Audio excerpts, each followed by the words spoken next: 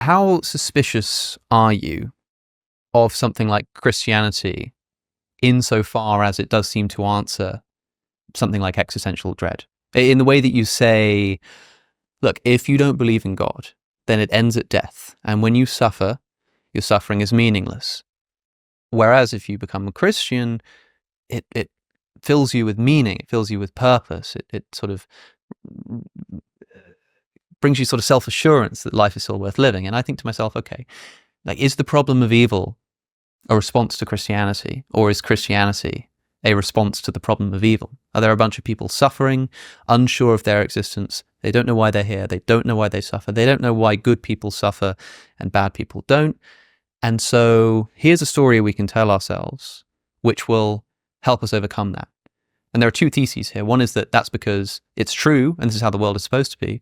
And one is that, well, it's because of all of the suffering and the meaninglessness that people have created this story of Christianity to overcome it. I mean, I'm always, my suspicion of a position almost exactly correlates with how convenient it is, either spiritually, politically. And in this case, it seems like Christianity is like the ultimate spiritual convenience, given the world we find ourselves in. I mean, does that trouble you at all?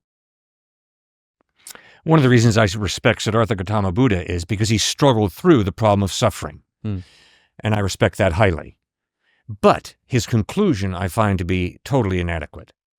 Suffering's an illusion. Are you kidding me? No, suffering is not an illusion. Suffering is something that every single one of us is going to experience. Sadly enough, this is the second video that I make about Cliff making false claims about Buddhism. It has become part of his career, apparently so. But I'm going to make a fair warning right now.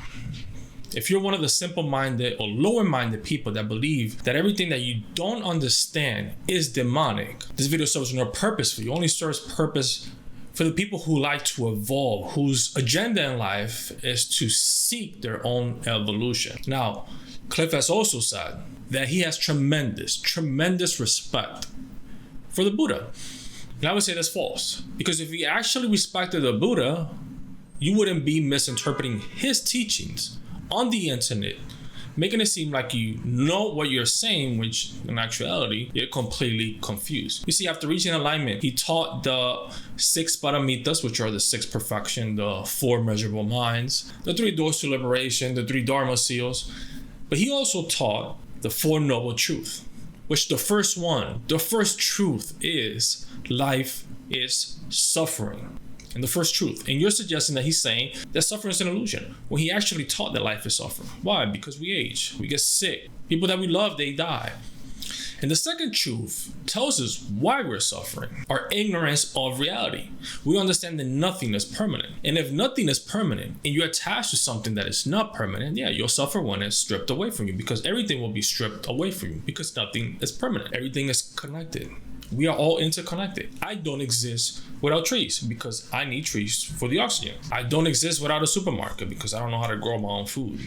So I'm dependent upon other people opening a supermarket, getting a job in the supermarket so I can be alive. The third truth, suffering could cease once you reach the level of nirvana, which is just when you extinguish your perception or your concepts of the world. And when you stripped away those concepts of the world, your idea of how the world should be, then yeah, suffering can cease to exist. But how can that happen? Well, he's giving you on the last truth the eightfold path, which is right view, right thinking, right speech, right action, right diligence, right concentration, and right mindfulness. And if you follow those paths, Buddha is saying that you could go from a place of suffering to non-suffering. So it's not about the suffering is an illusion, it's that how to overcome your suffering. Because Buddhism is not about worshiping. It's not about begging someone to come down from the sky to pick you up. It's about training the mind. And when you train the mind where suffering exists, because Buddha says that everything is dependent upon the mind, good and bad is dependent upon the perception of the mind. Because if you're in a car accident, yes, that's bad for you, but it's probably good for the person that's going to fix your car. He gets to make a living. He gets to pay his bill. He gets to put food on the table for the family. But when we perceive the world incorrectly, like you did, you'll make people suffer. Like you did to me. Listening to you made me suffer. So yes, suffering is true, because I just suffer when I watched you speak. Now, can you overcome your suffering is the point of Buddhism. Yes, you can. But if you took the time to actually understand the religion, rather than making false claims, you wouldn't make people suffer.